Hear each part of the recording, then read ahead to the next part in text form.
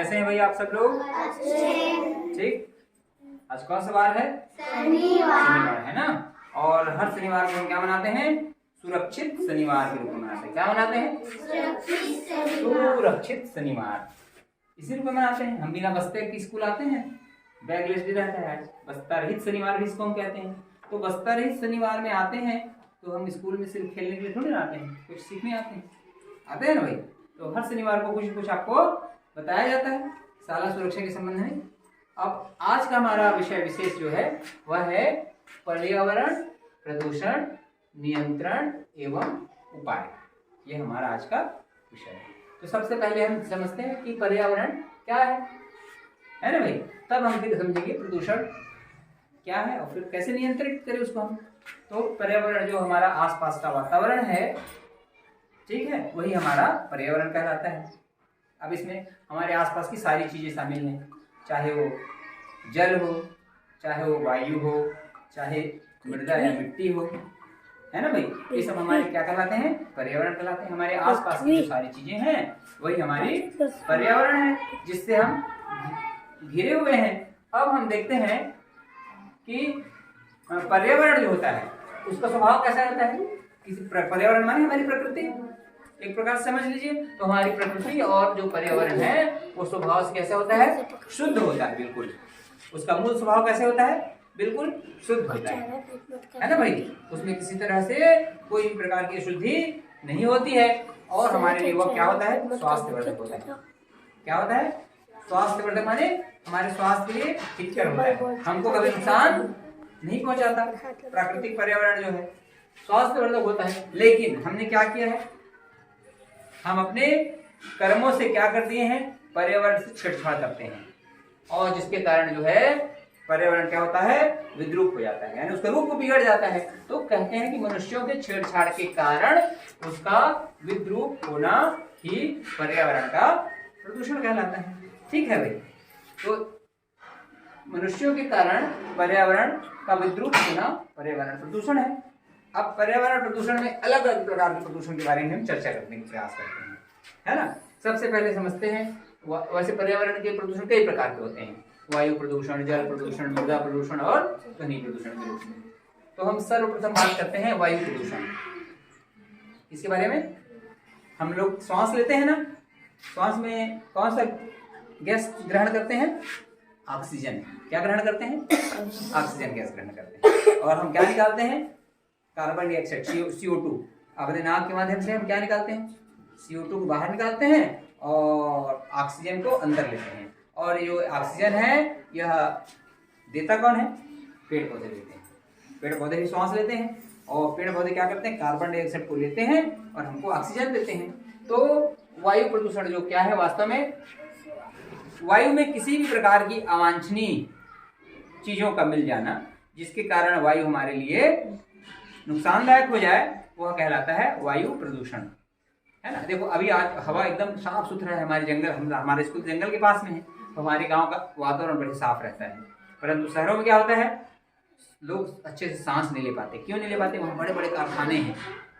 क्या हो गए हैं? बड़े बड़े कल कारखाने, 24 घंटा वाहनों की आवाजाही के कारण जो वाहन से निकलने वाले धुएं हैं वे धुएं, और जो बड़े बड़े कारखानों के धुएं हैं जो चिमनी के माध्यम से आकाश में निकलते हैं, काले काले धुएं, है ना, कोयला के जलने से होने वाला धुआं, और विभिन्न प्रकार के जो मशीन चलते हैं, आधुनिक यंत्र जो चलते हैं, उसके कारण जो होता है वायु क्या हो जाता है? वहाँ का प्रदूषित हो जाता है और वहाँ के लोग अच्छे से सांस नहीं ले पाते हैं। और सांस नहीं भी ले पाते और लेते भी हैं तो उनको कई प्रकार की फेफड़े से संबंधित बीमारी हो जाती है। ठीक है, क्यों? क्योंकि वायु वहाँ का प्रदूषित हो गया हमारे कारण। हम मनुष्य ने क्या किया है? बड़े बड़े यंत्रों का आविष्कार किया। क्या किया है? बड़े बड़े यंत्र बना लिए, कारखाने तैयार कर लिए। अब कारखाने तैयार हो, वस्तुएं तो तैयार होने लगी, लेकिन हमारा वायु प्रदूषित हो गया। अब हम इस वायु प्रदूषण से कैसे बचें? दीप्रसाद, हम कैसे बचें, है ना। तो हमारा वायुमंडल साफ सुथरा हो, इसके लिए हम क्या करें? सबसे अच्छा बात है हम अधिक से अधिक मात्रा में क्या लगाएं? वृक्ष लगाएं, पेड़ पौधे लगाएं। क्या लगाएं भाई? पेड़ पौधे लगाएं। हम क्या कर सकते हैं? हमारा जन्मदिन है, उस दिन भी हम क्या कर सकते हैं? पेड़ पौधे लगा सकते हैं। बर्थडे मनाते हैं, हैप्पी बर्थडे मनाते हैं सभी लोग, तो अपने जन्मदिन के हम क्या करें, उस दिन एक पौधा लगा दें। और हम क्या करें, अपने घर के गमले में, है ना भाई, तुलसी चौरा में, ये सब में हम क्या लगाएं, पौधे लगाएं। तुलसी चौरा में लगा के रखते हैं हम गाँव में, तो है ना, शहरों में तो आजकल तुलसी चौरा ही गायब होने लगा है, लेकिन हमें लगाना चाहिए, है ना। इसके माध्यम से भी हम कहीं ना कहीं पर्यावरण को शुद्ध करने में मदद करते हैं। और हमें पेड़ काटने नहीं चाहिए। क्या नहीं करना चाहिए कशिश, पेड़ हमको काटने नहीं चाहिए।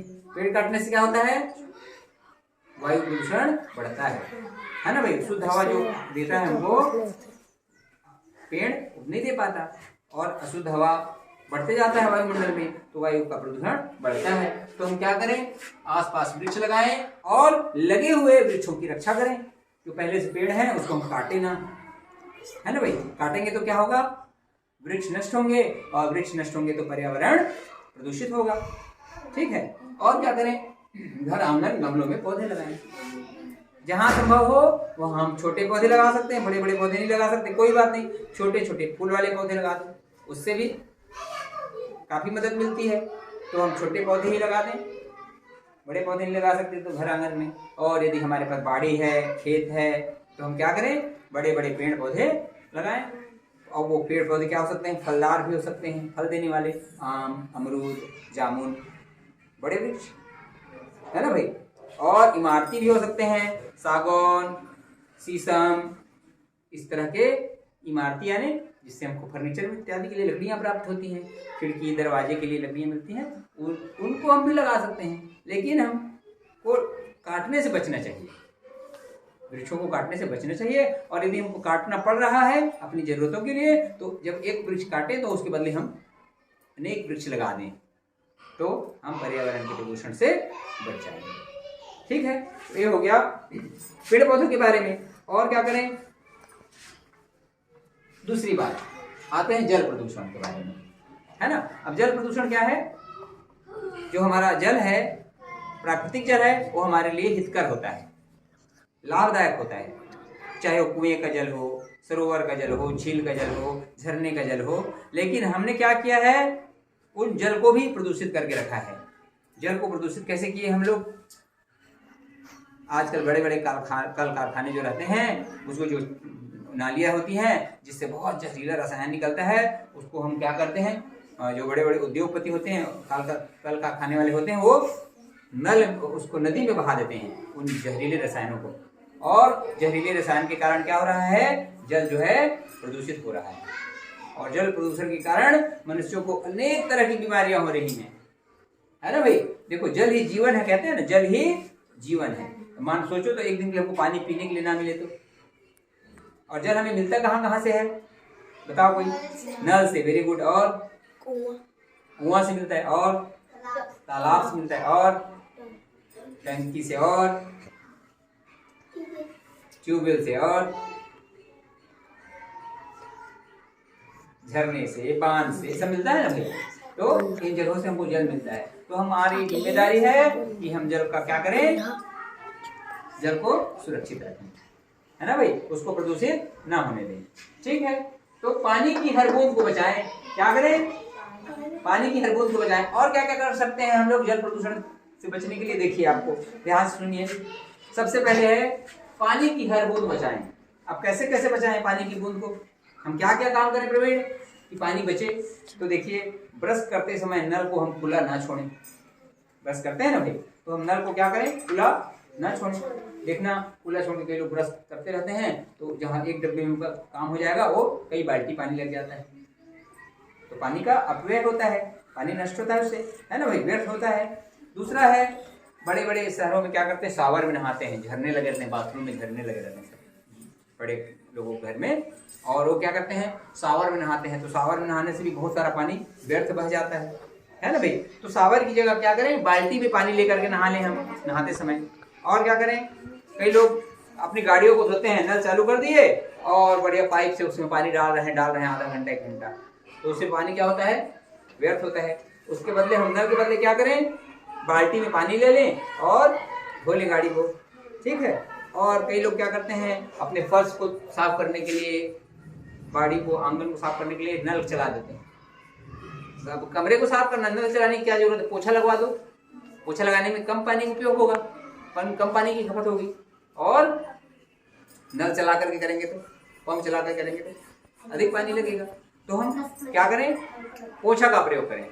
ठीक है साली, घर में पोछा लगाएं नल से धोने के बदले में। और क्या करें? दाल चावल सब्जी धोते हैं सबके घरों में।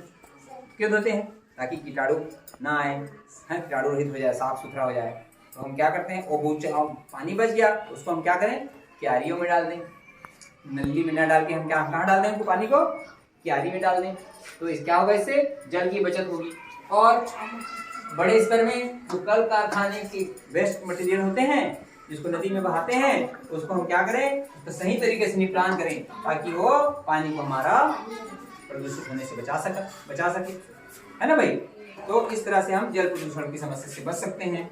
और साथ ही और क्या काम कर सकते हैं? हम आप बच्चे हैं मान लीजिए सभी, है ना? तो हम क्या करते हैं? देख रहे हैं कहीं पर नल चालू है और कोई पानी भरने वाला नहीं है, तो हम वहाँ पानी के नल को बंद कर दें। इतना तो हम कर सकते हैं। कहीं नल खुला है तो उसको हम बंद कर दें। और हमारे घर में मेहमान आ रहे हैं तो हम बड़े बड़े गिलास में पानी ना दे करके छोटे गिलास में पानी दें। जितनी उसको जरूरत है उतनी पानी दें, है ना भाई? और पानी बच जाए तो हम उसको गमले में डाल दें। इससे भी हम पानी की बचत कर सकते हैं। और बर्तन धोते समय भी हम नल चालू करके ना धोएं, ठीक?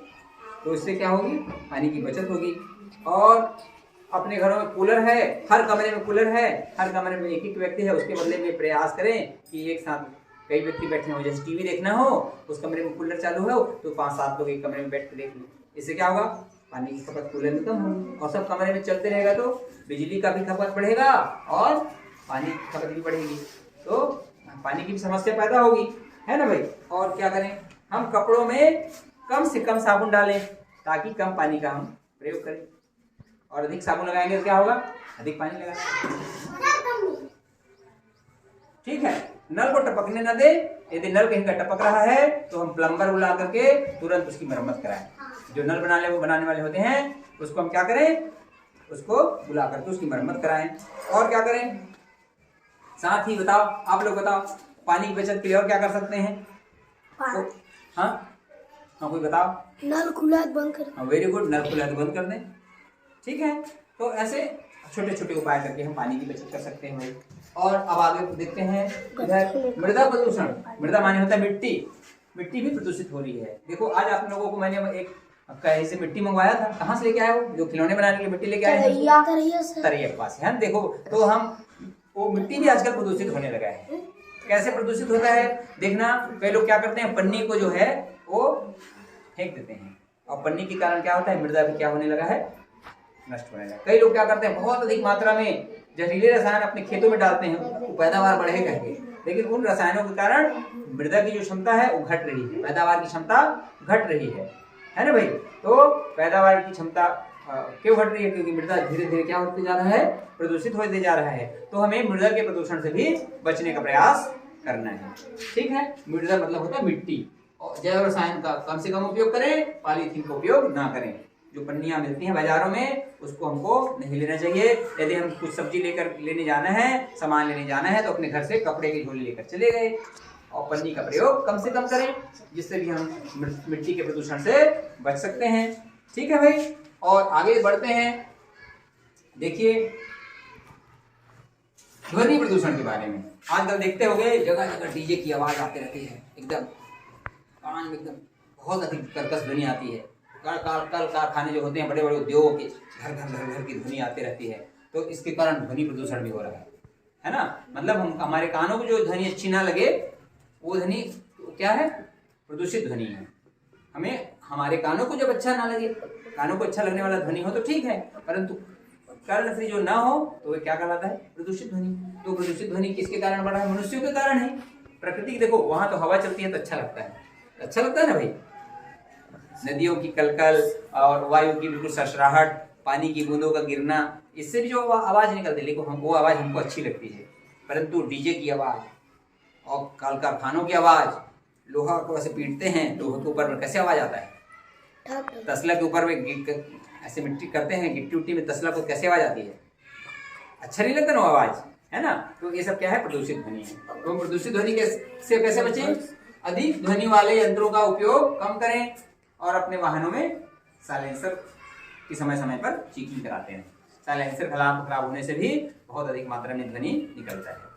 और मोटर गाड़ी, बस इत्यादि में देखते ही हो आप लोग कैसे ध्वनि निकलती है, ट्रक से, हाईवे से, है ना। तो हमें ध्वनि प्रदूषण से बचने के भी उपाय अपने जीवन में करने हैं। ठीक, इस तरह से छोटे छोटे उपाय अपना करके हम विभिन्न प्रकार के प्रदूषणों से बच सकते हैं। और साथ ही ध्यान देना, हमारी जो बिजली है, चाहे वो हमारा घर हो कि हमारा विद्यालय हो, ये दोनों जगह हमको बिजली की बचत करती है। ठीक है, कैसे करें हम, जब भी कमरे से बाहर निकलें लाइट पंखे सब क्या कर दें, बंद कर दें, है ना भाई। अपने घर में भी और अपने स्कूल में भी जब भी हम अपने कक्षा कक्ष से बाहर निकले तब हम क्या करें, ध्यान दें, बता दो सर इस कमरे को बंद करना है, जो भी है उसको अपने से बड़े उसको बता दो इसको बंद करना है ना। और क्या करें भाई, एक ही कमरे में एसी टीवी इत्यादि चलाएं। टीवी चलाना है, बड़े परिवार में यदि रह रहे हो एक साथ, तो एक ही कमरे में हमको क्या करना है भाई, एक ही कमरे में हमको टीवी इत्यादि चलाना चाहिए, जिससे भी हम बिजली की बचत कर सकते हैं। और क्या करें, सड़कों पर देर तक जलने वाली लाइट्स बंद कर दें। देखना कभी कभी क्या होता है, सड़कों में बहुत देर तक लाइट जलती रहती है, सूर्योदय के बाद भी। तो हमें जब कभी ऐसा दिखे तो हमें बिजली विभाग को सूचित कर देना चाहिए कि भाई ये देखिए प्रकाश हो गया है और लाइट व्यर्थ जल रहा है। तो अच्छे नागरिक के रूप में हमें उसकी सूचना संबंधित व्यक्ति तक पहुंचानी चाहिए। इससे भी हम लोग क्या करते हैं, बिजली की बचत कर सकते हैं। और हमारे घर में जितने भी बिजली के उपकरण हैं समय समय पर उसकी जांच कराते रहें, अच्छे से रख रखाव कराते रहें, जिससे भी बिजली की बचत होती है। और आधुनिक यंत्र का उपयोग हमें कम से कम करने के प्रयास करने चाहिए। जहां तक संभव है हमें प्राकृतिक जीवन शैली को अपनाना चाहिए। और साथ ही महत्वपूर्ण बात, पशु पक्षियों को भी जीने दें। देखिए यह धरती जो है मनुष्यों बस का नहीं है ना। हमारे जो पुराने लोग रहते थे वे क्या कहते थे, सर्वे भवन्तु सुखिनः सर्वे सन्तु निरामया सर्वे भद्राणि पश्यन्तु मा कश्चित् दुर्भाग् भवेत्। लोग कहते थे सर्वे भवन्तु सुखिनः, सभी लोग सुखी हों। वे मनुष्यों की बातें नहीं करते थे। संसार में जितने भी प्राणी हैं जीव जगत में, चाहे वो चींटी से लेकर के हाथी तक, वे सबके कल्याण की बात करते थे, है ना भाई। एक व्यक्ति के बारे में नहीं सोचते थे। हम मनुष्य हैं, हम मनुष्यों के बारे तक में सोच रखते हैं, परंतु जो हमारे पुराने ऋषि मुनि थे वे सबके बारे में सोचते थे। वे कहते थे सर्वे भवन्तु सुखिनः, सभी लोग सुखी हों, सर्वे सन्तु निरामया, सभी लोग निरामय हों, स्वस्थ हों, है ना भाई। और सर्वे, सब लोग भद्रभाव देखें, और माँ कश्चित् दुर्भाग् भवेत्, किसी को किसी प्रकार का कष्ट न हो। तो सिर्फ मनुष्यों के बारे में बात नहीं करते थे, बल्कि इस जैव जगत में रहने वाले जितने भी जीवधारी हैं उसके बारे में सोचते थे। तो हमें भी क्या करना चाहिए भी, पशु पक्षियों को जीने दें। क्या करें हम उसको, देखिए मान लीजिए पशु पक्षी हैं और कहीं कहीं रहते हैं, तो हमें उनके आवास स्थल को नष्ट नहीं करना है। जैसे पक्षी हैं उनके घोंसलों को हमें नष्ट नहीं करना है ना भाई। बेचारे पक्षी कहाँ जाएंगे, पेड़ में रहते हैं, पेड़ को ही काट रहे हैं, पक्षी कहाँ जाएंगे। पक्षियों को तो इस पृथ्वी पर रहने का अधिकार है, तो चाहे पशु हो पक्षी हो, उनके आवास को हमको नष्ट करने का अधिकार नहीं है। और अब गर्मी का दिन आ रहा है, पशु पक्षियों के लिए दाना पानी के इंतजाम कर दें। थोड़ा सा चावल पानी कटोरी गिलास में हम बाहर रख दें, तो पशु पक्षी क्या करेंगे, उस दाना को चुग सकते हैं और पानी को पी सकते हैं। हाँ वेरी गुड बेटा, कबूतर को देते हो ना आप लोग, बहुत सुंदर, अच्छी बात है, देना चाहिए, है ना। ऐसी कबूतर को, गौरैया को दाना डालना चाहिए। तो बेचारे उनको भी तो जीने का अधिकार है धरती पे, हम मनुष्य वस्तु जीने का अधिकार थोड़ी है, उनके बारे में कौन सोचेगा। तो पशु पक्षियों को हमें दाना पानी देना चाहिए समय समय पर। बाल्टी में गाय बकरी कुत्ते के लिए और सकोरों में पक्षियों के लिए दाना पानी का इंतजाम करना चाहिए। और क्या करें, गाय कुत्ते को हमें रोटी इत्यादि देना चाहिए, है ना भाई। और साथ हमें ध्यान रखना है कि पॉलीथीन में नहीं देना है, पन्नी में नहीं देना है, ठीक है। उमेश थोड़ा पीछे जा। हमें क्या करना है, पन्नी में नहीं देना है, ठीक है। पन्नी में क्यों मत दें, क्योंकि गाय जो होते हैं, जानवर जो होते हैं बेचारे पन्नी से खा लेते हैं, फिर बाद में वो क्या होता है, वो पचा नहीं पाते और पेट में जमा होते जाता है और वो उसके जहर बन जाता है बाद में।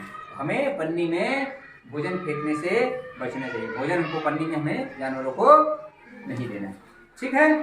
अच्छा, और क्या करें, सभी प्राणी पर हमें दया का भाव दिखाना है।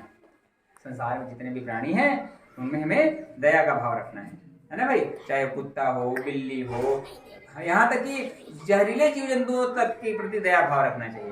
वो हमें नुकसान नहीं पहुंचा रहे हैं तो हमें जबरदस्ती उसको उसके आवास में छेड़छाड़ नहीं करनी है। अब मान लो कहीं बिल बना है प्रवीण, है ना, अब हम बिल में उंगली डालेंगे, क्या है इसके अंदर, तो काटेगा ना हमको।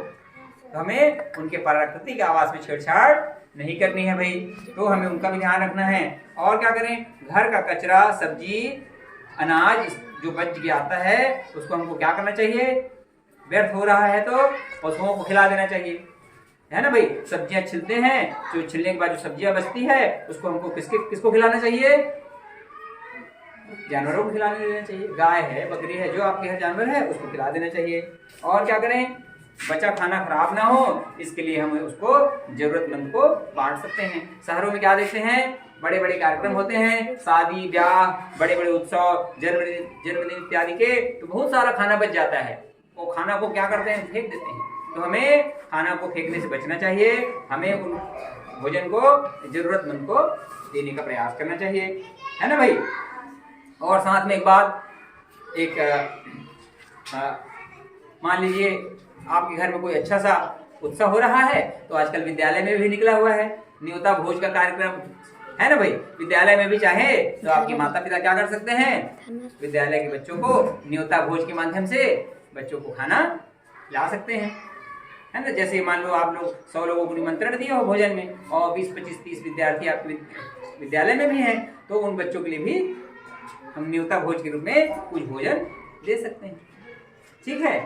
तो व्यर्थ भोजन नहीं देना है, उनको अच्छा भोजन देना है। तो आप अपने घरों में भी बता सकते हैं कि न्योता भोज का कार्यक्रम के माध्यम से आप विद्यालय के लिए बच्चों के लिए भी कुछ भोजन पानी के इंतजाम कर सकते हैं, जिससे पौष्टिक भोजन भी आपको मिलेगा और समुदाय को भी लगेगा कि हम बच्चों की सेवा कर रहे हैं, तो उनमें एक अच्छी भावना का विकास होगा। तो इस तरह से छोटे छोटे माध्यमों से हम अपने पर्यावरण को प्रदूषित होने से क्या कर सकते हैं, बचा सकते हैं, पर्यावरण की सुरक्षा कर सकते हैं। और पर्यावरण सुरक्षित रहेगा तो इस जीव जगत में रहने वाले जितने भी जीव हैं, मनुष्य बस नहीं, जितने भी जीव जगत में जीव हैं वे सब कहीं न कहीं सुरक्षित रहेंगे। तो यदि हमारा पर्यावरण सुरक्षित है तो हम सुरक्षित रहेंगे। ठीक है बच्चों, आज का हमारा टॉपिक यहीं रोकते हैं। थैंक यू वेरी मच, धन्यवाद। तभी आएगी हरियाली जब होगी पेड़ पौधों की रखवाली। पृथ्वी को स्वर्ग बनाना है, धरती से प्लास्टिक हटाना है।